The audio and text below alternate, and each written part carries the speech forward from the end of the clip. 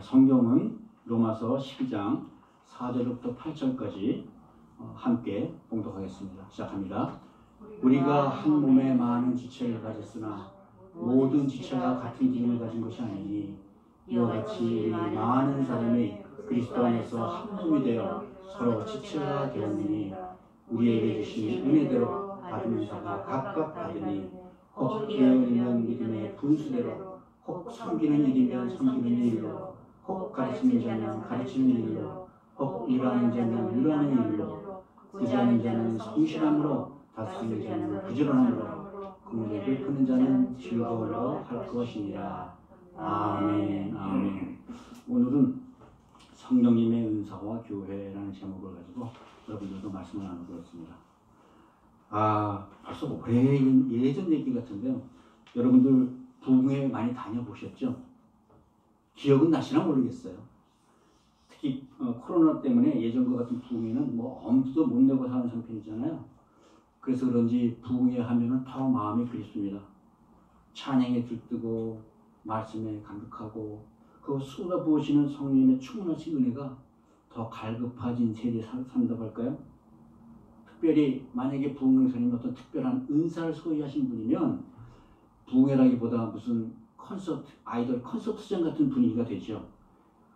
이런 성령님의 은사를 생각하면 저는 항상 로렌 커니맹 목사라는 분이 생각이 나는데요. 그분이 쓴 책 중에 하나님 정말 당신이십니까? 라는 그 책이 있습니다. 그 책에 이런 간증이 나와요. 목사님이 한참 기도하는 중에 갑자기 성령님께서 어느 공항에 가면 선교사 한 사람이 비행기 값이 모자라 쩔쩔매고 있을 테니까 가서 항공료를 치르고 선교지로 보내줘라. 그런 말씀이 들린다는 거예요. 그래서 혹시나 하고 공항에 갔더니 정말로 한 젊은 여학생 하나가 쩔쩔매면서 공항에서 난감해하고 있더래요. 보니까 선교사로 나가는데 비행기 값이 모자란다는 거예요. 그래서 함께 기도하고 그 비행기 값을 채워서 선교지로 보내는 하는 그런 간증입니다. 제가 처음 이 간증을 보고 들었을 때 어메이징 그리스라는 게 딴 게 아닙니다. 우리 주님께서 정말 이렇게 세세하게 세밀하게 우리를 위해 역사해 주시는구나. 네. 그렇게 하나님의 목소리를 정확히 들을 수 있는 그 은사를 가졌던 그 목사님이 정말 너무 부러웠던 거예요. 그래서 아마 이 책이 그런 일을 해가지고 그런 일을 통해서 저에게 선교가 무엇인지 선교에 관한 관심을 갖게 그 눈을 뜨게 한 그런 책이 아닌가 그런 생각을 합니다. 로렌 커니맹 목사님에 대해 잠시 말씀드리면 예수 전도단이라는 데 창시자고 지금 하와이에 있는 열방대학의 총장님이 계십니다. 우리 시대가 배출한 정말 특출한 선교사시죠. 우리가 후원하는 제주도 열방대학의 우리 김경환 목사님 내분도 예수 전도단 그 YM 소속이고 또 제 아내도 전도단 교육을 받았습니다. 그러나 사실 이 예수 전도사는 나온 지 얼마 안 돼서 오래전부터 우리 기성교단에서 약간 이단시 하고 있었습니다. 엄숙한 예배에 갑자기 복음성가라는 그런 유행이 들어온 거죠.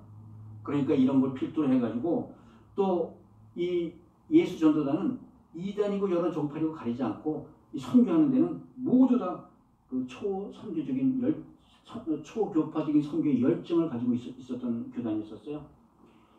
그러다 보니 약간 이산시하는 그런 분위기도 있었는데, 근데 저는 개인적으로 팬이 됐으니까 그가 쓴 책이나 책을 다 사서 읽었죠. 그런데 저는 읽다 보니까 선교하는 그런 문제가 아니고 로렌 커니맹 목사에 관해 약간 거리감을 가지기 시작했습니다.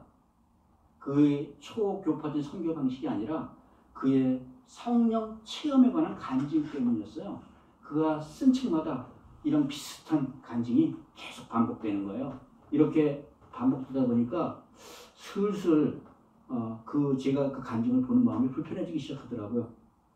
물론 성령님이 역사하시는 방식이나 그의 성령 체험, 그 은사의 체험을 제안하고 싶은 마음은 하나도 없지만 그렇다고 무슨 성령님의 은사가 가십거리처럼 잘해지는 게 참 마음이 불편했었어요.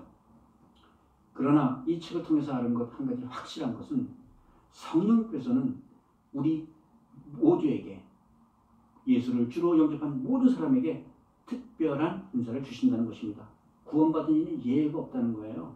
자기가 알든지 모르든지 누구에게나 한 가지 이상의 은사를 주셨다는 겁니다. 여러분들도 이 시간에 내가 받은 은사가 무엇인지 한번 살펴보는 시간을 되시기 바랍니다. 성령께서는 우리 모두에게 주신 성령님의 은사를 통하여 자기 자신의 믿음의 유익은 물론이고 우리 교회에 덕을 세우는데 사용하라고 주신 것인 줄 믿으시기 바랍니다. 아멘.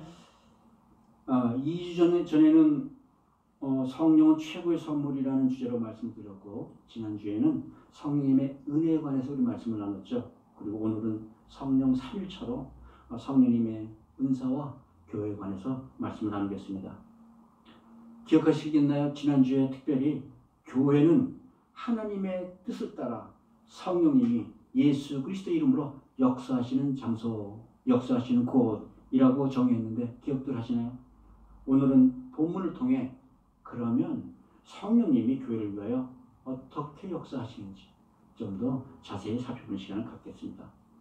첫째가 교회는 그리스도의 몸이라는 사실입니다. 5절에 보니까요. 우리 많은 사람이 그리스도 안에서 한 몸이 되어라고 말씀하고 있습니다. 그러니까 참된 교회라면 그리스도 안에서 한 지체로 한 몸이 된 것을 아는 사람들이 모여있다는 것이죠. 여기서 우리가 한 몸이 되어라는 말씀은 에베소서 1장 23절에도 비슷한 말씀이 있습니다. 교회는 그의 몸이니 만물 안에서 만물을 충만케 하시는 자의 충만이시라. 아멘. 즉 예수님은 교회의 머리가 되시고 교회는 그리스도의 몸이라는 것입니다. 아시다시피 여러분 교회는 건물이 아니지 않습니까? 지금 우리가 기쁨 장로교회에 모여 있지만 이 장소가 교회라고 속지 마시기 바랍니다. 건물이 크다고 여러분들의 믿음이 커지는 것도 아니고 예배당을 예쁘게 꾸몄다고 해서 여러분들의 믿음이 예뻐지는 것도 아닙니다.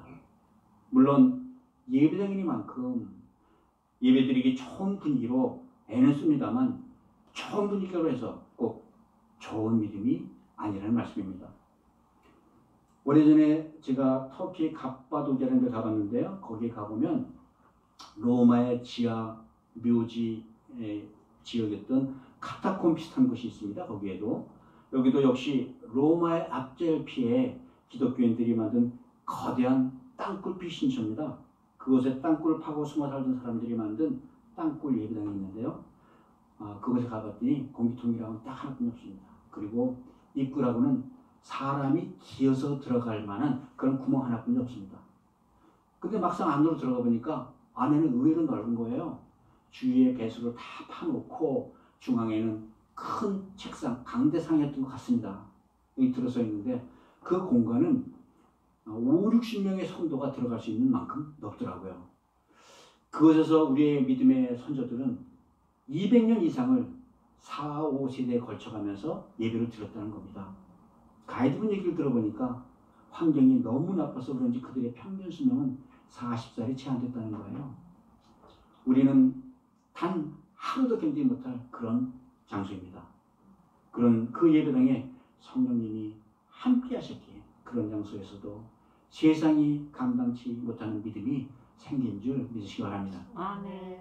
이렇게 교회는 우리의 믿음의 중심이 되어야 합니다. 교파나 지도도 아니요 사상이나 철학은 더욱도 아니죠. 교회는 그리스도의 몸인 것입니다. 아멘. 우리 예수님께서 십자가에 피로 사신 것이 바로 교회인 줄 믿으시기 바랍니다. 아멘. 또한 교회는 여러분들 자신, 우리 자신이라는 것입니다.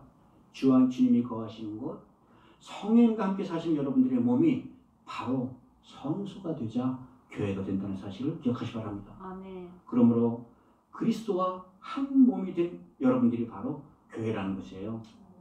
기쁨 장로교회라는 그런 교회 안에 들어온 것이 아니라 예수 그리스도의 생명 안으로 여러분들이 지금 들어와 앉아 계시다는 사실을 기억하시기 바랍니다. 아멘. 자신이 그냥 시간에 맞춰 예배 본다고 와서 앉아 있을지 모르지만 여러분들은 지금 이 순간 예수 그리스도의 생명 안에서 거하는 것인 줄 기억하시기 바랍니다. 아멘. 예수 그리스도의 생명, 이것이 바로 교회가 되는 것입니다. 생명은 살아 있어야 생명을 할 수 있죠. 살아서 피가 흐르고 생명이 흐르는 것처럼 우리의 마음과 몸도 움직여야 하는 것이죠. 그런데 예배를 드리는데도 뜨거운 마음이 잃지 않습니다. 그저 십자가의 피, 구원의 감격이 용수처럼 쳐야 되는데도 졸렸기만 해요. 성령의 인도에 따라 세상을 누비며 주님의 말씀을 선포해야 되는데도 그저 침대에서 일어나기조차 싫습니다. 이렇게 언제부턴가 내 몸이, 우리 교회가 죽은 몸이 죽은 교회가 되어버렸다는 거예요. 습관에 눌리고 생활에 찌들어 성령님의 음성을 듣지 않으려 하고 반응하지 못하는 교회가 되어버리고 말았습니다. 그러나 죽은 몸은 생명을 낳지 못합니다. 살아있는 몸만이 생명을 잉태하고 또 생명을 잉태한다는 것, 이것이 바로 살아있음의 특징이라는 것입니다. 만약 여러분들이 10년 동안 예수를 믿었는데도 아직 한 명도 전도하지 않았다면 여러분들의 몸은 이미 죽은 몸이 된 것입니다. 살아있다면 어떻게 그렇게 가만히 있을 수가 있겠습니까? 대학교를 졸업해야만 아이를 낳을 수 있는 거 아니지 않습니까? 배우지 못해도 예수를 신부로 모시고 살려고 마음먹었다면 아이를 낳을 준비를 해야 되고 아이를 낳아야 될 줄 믿습니다. 신랑 예수로 인해 그리스도의 몸 된 우리에게 생명이 흘러넘치는 줄 믿으시기 바랍니다. 아멘. 사랑하는 성도 여러분, 주님은 길이요 진리요 생명이라고 말씀하셨습니다. 우리는 오늘 기쁨 장로교회라는 그런 건물 안에 들어와 있는 것이 아니라 예수님의 생명 안에 들어왔다는 사실을 기억하시기 바랍니다. 아멘. 그러므로 우리 기쁨 장로교회는 예수 그리스도의 생명 안에서 성령의 은혜가 넘치는 줄 믿으시기 바랍니다. 우리 모두 그리스도의 몸인 우리 안에 그리스도의 생명이 넘쳐나기를 주님의 이름으로 축복드립니다. 아멘. 두 번째로 교회는 여러 지체가 모여있는 한 몸이라는 거예요. 4절을 보니까요. 우리가 한 몸에 많은 지체를 가졌으나 모든 지체가 같은 직분을 가진 것이 아니니. 이게 무슨 뜻입니까? 우리 몸에는 수많은 기관들이 있죠. 그러나 어떤 기관도 그 역할에서 겹치는 기관이 하나도 없다는 것입니다. 교회도 마찬가지라는 거예요. 그러므로 각 지체는 같으면 안 됩니다. 역할도 모두 다 달라야 합니다. 각각의 서로 다른 역할을 함으로써 한 몸을 조화롭게 이루어나간다는 것입니다. 이렇게 몸은 하나지만 지체는 다양해야만 합니다. 따라서 진정한 교회란 각각의 지체인 서로 다른 성도들을 인정하는 것부터 시작하는 줄 믿으시기 바랍니다. 교회에서 가장 나쁜 게 바로 획일적이라는 것입니다. 교회의 구성원들은 개성이 있어야 하고 창의적이어야 한다는 것입니다. 우리 보통 사람들이 가지고 있는 커다란 잘못 중에 하나가 있지요. 나하고 다르면 먼저 비판하고 온다는 거예요. 나하고 다르면 자꾸 비판을 합니다. 대부분의 사람들은 자기 식대로 하지 않으면 좋아하지 않아요. 왜 자기가 하지 않냐고 싸우기 시작합니다. 유명한 베스트셀러 중에 화성에서 온 남자, 금성에서 온 여자라는 그런 책이 있습니다. 서로 다른 남자가 만나서 연애하는 법에 관한 책이에요.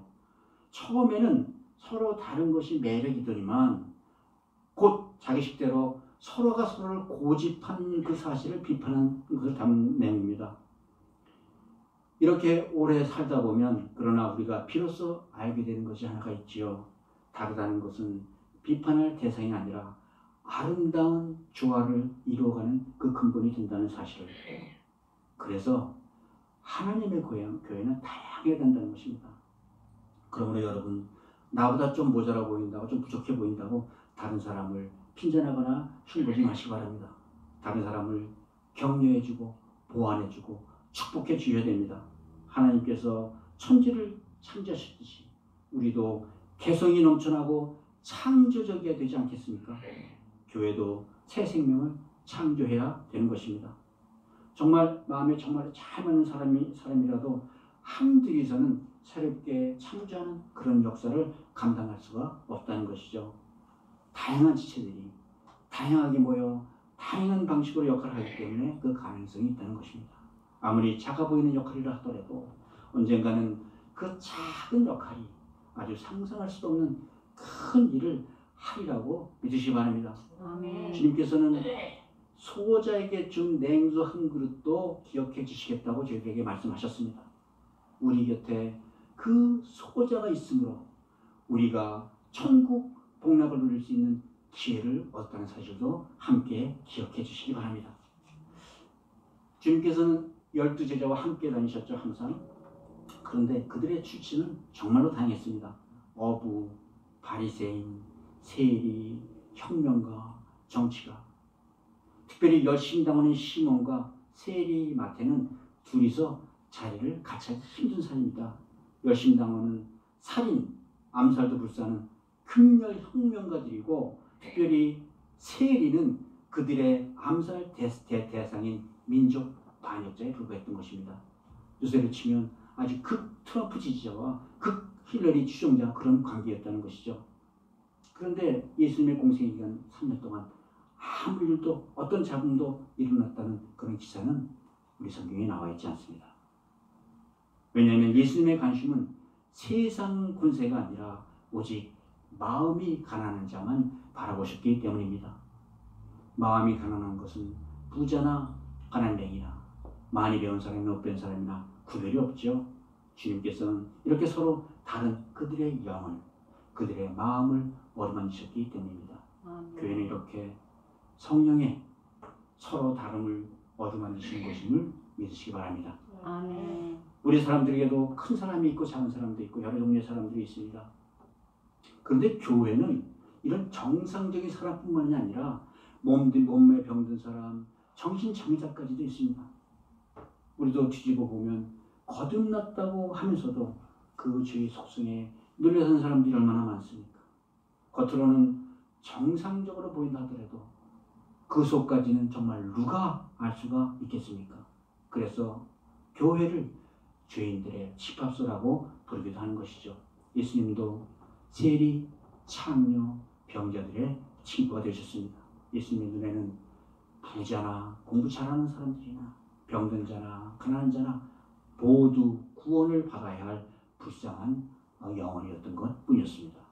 오직 하나님의 사랑의 눈으로 보시고 성령의 은혜로 묶어주신 것이 바로 교회인 줄 믿으시기 바랍니다. 아멘. 사랑하는 성도 여러분, 교회는 다양하고 창조적인 하나님의 그리스도의 지체가 되는 것입니다. 성령님께서는 이렇게 서로 다른 지체인 우리로 조화를 이루어 교회가 되게 하신 줄 믿으시기 바랍니다. 우리 모두 한 몸이 되어 우리 안에 하나님의 사랑이, 그리스도의 사랑이 흘러넘치시기를 주님의 이름으로 축복드립니다. 아멘. 셋째, 마지막으로 교회는 같은 은혜, 다른 은사로 세워진다고 본문을 말씀하고 있습니다. 6절 보니까요. 우리에게 주신 은혜대로 받은 은사가 각각 다르니 혹 예언이면 믿음의 분수대로. 오늘 본문에서는 계속해서 이런 여러 종류의 은사에 관해서 소개하고 있습니다. 고린도 12장에 보니까요. 이를 또 명확하게 말씀해 주시는데요. 은사는 여러 가지나 성령은 같고 직분은 여러 가지나 주는 같으며 또 사역은 여러 가지나 모든 것을 모든 사람 가운데서 이루시는 하나님은 같으니 각 사람에게 성령을 나타내시면 유익하게 하려 하시리라. 아멘. 아멘. 오늘 본문에 따라 먼저 은혜와 은사에 대해 알아볼까요? 여기서 은혜는 하나님께서 우리에게 구원의 선물로 주신 성령 세례의 은혜를 말씀하시는 것이죠. 그러므로 구원은 하나님의 은혜의 선물로 은혜를 믿는 자에게 누구나 다 동일하게 주시는 것입니다. 그러나 성령 임재로부터 받는 은사는 받는 사람이 개성이 다르듯이 모두에게 다 다르다는 거예요. 그러므로 교회는 같은 성령 세례의 은혜와 서로 다른 성령 임재의 은사로 세워진다는 사실을 기억하시기 바랍니다. 먼저 은사는 부모로부터 받은 은사가 있죠. 예수님을 또 믿고 난 후에 받는 은사도 있습니다. 음악에 소질이 있는 부모에게 태어난 아이들은 음악을 잘해요. 운동 잘하는 부모에게 태어난 아이들은 대개 많은 스포츠맨입니다. 이렇게 세상에 태어날 때부터 부모님으로부터 하는 은사는 자연적인 은사인데 반해 예수님을 믿고 난 후에 받는 은사는 영적인 은사가 되는 것입니다. 자연적인 은사는 우리가 살아가면서 치료되는 반해 영적인 은사는 시에 따라 하나님께서 적재적소 나눠주신다는 은사지요. 그래서 이 받은 영적인 은사를 사용하지 않으면 소멸되고 만다는 것입니다. 그런데 우리 성도들은 자기가 어떤 은사를 받았는지 잘 알지 못합니다. 여러분들 혹시 교회나 직장에서 MBTI라는 적성검사 받아본 적 있으세요? MBTI 테스트라는 적성검사? 아마 여러분들 마찬가지라 생각하는데 그 테스트를 마치면은 최소한 자기가 베드로형인지 모세형인지 야곱형인지 진단을 받는다는 거예요. 진단에 따라 받은 은사대로 교회 봉사에 적재적소로 활용할 수 있다는 그런 것이죠. 저도 사실 이런 거 크게 믿지는 않습니다만 한 가지 확실한 사실은 수많은 성도들이 아직 교회에 와서 자기가 받은 은사가 무엇인지 몰라 방황하고 있다는 사실입니다. 그러나 성경은 이런 테스트까지 받지 않아도 자기가 무슨 은사를 받았는지 알게 하는 방법을 알려주십니다. 바로 하나님께서 나에게 이 영적 은사를 주신 목적이 무엇인지만 알면 제가 받은 은사를 찾아낼 수 있으리라 믿습니다. 성경은 이를 아주 정확하게 기록하고 있습니다. 크게 세 가지로 나눠보면 하나님께 나눠준 성령의 은사는 첫째, 교회를 위해 사용하라. 둘째, 다른 사람을 위해 사용하라. 셋째, 남과 비교하지 말아라. 은사를 찾기 위해 먼저 교회에서 다른 성도를 위해 소리 없이 할 만한 봉사의 일이 무엇인지 찾아보시기 바랍니다. 그 중에서 봉사할 때 재미있고 좋고 신나는 것이 있으면 그게 바로 내가 할 일입니다. 교회를 위한 일에 성실하다 보면 나아가 이게 내 은사였구나 하는 깨달음이 있을 줄 믿습니다. 사실 남들이 다 즐거워하는 보이는 일도 어떤 일은 내가 계속하면 실증이 나고 짜증나는 일들이 많죠. 실증나는 일, 참 잘하는 것 같아도 실증나고 짜증나는 일은 하나님께서 내게 주신 은사가 아닐 수도 있습니다. 반대로 정말 일에 지치고 힘들고 피곤한데도 보람이 있고 생각하고 나면 웃음이 나오는 그런 일은 내가 받은 은사가 될 수 있다는 거예요. 아이들을 가르치거나 노예들 섬기는데 즐거움이 있다면 그것이 바로 나의 은사가 되는 겁니다. 주위가 더러우면 견디지 못하고 그걸 치워야 하는 것도 은사가 되는 것이고요. 미랄공원에 찾아가서 어린애들 목욕시켜주는 것도, 근데 그렇게 목욕시켜주면 내가 행복한 것도 그것이 바로 은사라는 것이죠. 돈을 많이 버는 재주도 은사요. 돈을 잘 쓰는 재주도 은사가 되는 것입니다. 심지어 고린도 전서에 보니까 이런 말씀도 있어요. 독신도 은사요. 결혼도 은사라. 그러나 다른 사람들의 은사는 부러워하지 말아야 될 것입니다. 모든 일에는 그 사람의 식이 있고 내 식이 있는 것이죠. 교회는 일의 성공의 중심이 아니라 그 일을 바라보는 내 마음을 더 소중하게 여기기 때문입니다. 그저 생긴 대로 자유롭게 교회를 위한 나만의 방법을 새롭게 창조하는 것입니다. 하나님께서는 이렇게 자기가 받은 은사에 감사하고 그 은사로 주님을 찬송하는 여러분들을 기뻐하시는 줄 믿으시기 바랍니다. 아멘. 혹시 여러분들 예언해 보셨습니까? 아니면 병을 고치거나 귀신 쫓는 능력을 행하신 적이 있으십니까? 예언이나 영불교 같은 이런 은사는 태어나면서부터 받는 사람은 아무도 없다는 거예요. 그런데 오늘 본문 6절에 보니까 이런 은사에 대해 믿음의 분수대로 행하라고 말씀하고 계십니다. 이 모두 성령이 주시는 은사이면 틀림이 없지만 한편으로 이런 은사는 유혹이 많은 은사라는 것이에요. 바로 초자연적인 기사와 이적을 쫓아다니는 인간의 죄악된 욕망들과 직접적으로 관계를 맺고 있는 그런 은사이기 때문입니다. 은사를 자기 밥벌이, 자기 돈벌이 쓰다가 망가진 사람들, 우리 주위에서 이미 너무나 많이 보지 않았습니까? 특별히 이렇게 구원에 관계된 영적 은사를 받았으면 한층 더 분수를 알고 조심하라는 것입니다. 기사의 적은 성령뿐만이 아니라 악한 영들도 우리에게 줄 수 있는 능력이 있다는 사실을 기억하시기 바랍니다. 그래서 사도 바울은 이 모든 은사 중에 가장 으뜸되는 은사를 사랑이라고 말씀하는 것입니다. 인간의 사랑은 이기적이지만 성령의 사랑은 원수에게도 자기 목숨을 내어줄 수 있는 그런 종류의 사랑이기 때문입니다. 이 세 가지 원리의 기준 위에 서로 사랑하는 마음을 더하시기 바랍니다. 그러면 여러분들은 주님으로부터 받은 성령님의 은사를 쉽게 찾아낼 수 있으시라 믿습니다. 그런데 성령께서 너무나 부족한 우리 인생에게도 이런 우리한테까지도 이렇게 커다란 은사를 주신 이유는 무엇일까요? 이것이 바로 예수를 주로 영접한 사람들과 그렇지 않은 사람들과의 차이로 구별하시는 것입니다. 누구나 주님을 영접하기만 하면 은사를 받습니다. 그리고 갑자기 주님을 위해 하고 싶은 일들이 생긴다는 거예요. 이런 일을 바로 성령님이 주신 그 은사를 통해서 시작하는 것입니다. 여지껏 억지로 하던 일, 더럽다고 피했던 일, 정말 기겁했던 일, 이제부터는 주님이 주신 성령의 은사로 즐겁게 행할 수 있게 하신 것입니다. 이제 율법으로 살던 우리에게 성령의 능력으로, 복음의 능력으로 살게 하는 그 방법의 첫 단추를 풀어주신 것입니다. 아멘. 주님을 위해 하고 싶은 일을 할 때 누구나 이 땅에서도 성령님의 능력을 체험하며 살아가게 될 것입니다. 아멘. 이것을 이 땅에서 주님의 이름으로 천국 복음을 누리며 산다고 말하는 것입니다. 이것이 성령의 은사로 우리의 믿음을 세워가는 그리스도의 몸된 교회를 세워가는 것이 되는 줄 믿으시기 바랍니다. 아멘. 사랑하는 성도 여러분, 성령님의 은사는 항상 영적으로 성숙한 이들에게만 주는 게 아닙니다. 성령님의 은사는 예수님을 주로 영접하기만 하면 누구에게나 주십니다. 주님께서는 이 은사를 통해 우리의 믿음이 더욱 성숙해져 가기를 바라고 계시는 것입니다. 그리고 이 은사를 통해 교회의 덕을 세우는데 잘 사용하는 여러분들이 되시기를 주님의 이름으로 축복드립니다. 아멘. 결론을 맺습니다.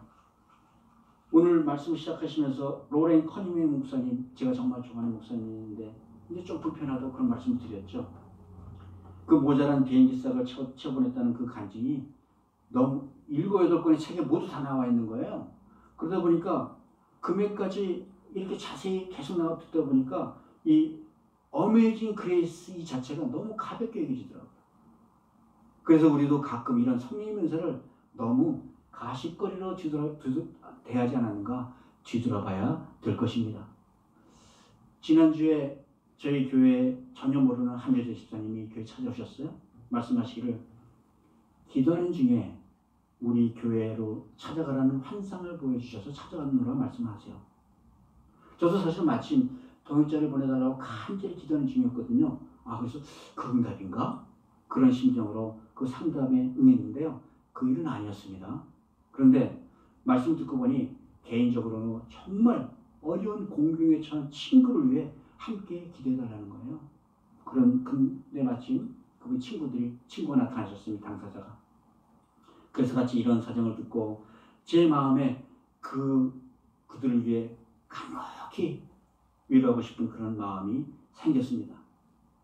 이런 마음이 바로 성령님께서 주시는 그런 은사의 마음이 되는 것입니다. 그래서 함께 기도하는데 정말 은혜가 넘치는 그런 시간들을 말했습니다. 마치 부흥회를 하듯이 큰 은혜가 넘치는 시간이었습니다.